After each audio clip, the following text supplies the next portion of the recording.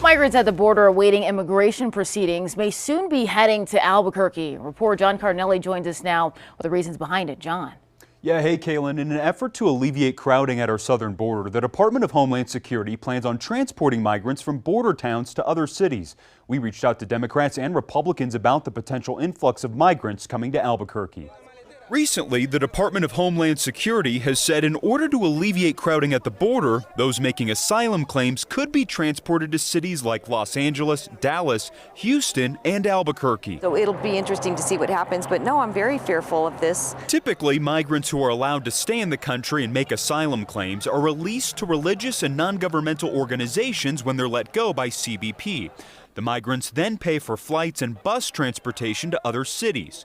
But the new model sends them to cities deeper inside the country before they reach their final destination. Even though the feds are going to come in and help pay for this, our state is still paying for this fire right now. The resources were limited. U.S. Republican State Representative Yvette Harrell says right now is not the right time to let a large number of asylum seekers into Albuquerque. But I think it's unfair to the people of New Mexico, and again, uptick in crime, fentanyl, the pressure we're putting on our law enforcement, Border Patrol, and now to just drop more people off into the middle of our communities. Where are we going to absorb them? What does that do to classrooms? How does that work in terms of feeding them, housing them, medications, etc.? But Democrats like Gabe Vasquez, who is running against Harrell in Congressional District 2, disagree.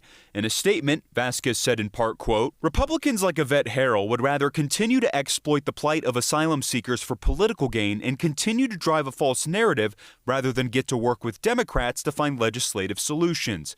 We can start by fully funding immigration courts to reduce the backlog of asylum cases, provide a pathway for citizenship for dreamers, and create a predictable, humane, and modernized immigration system that gives hardworking people who want to contribute to our country a pathway to citizenship. We can do all of this while keeping our borders safe."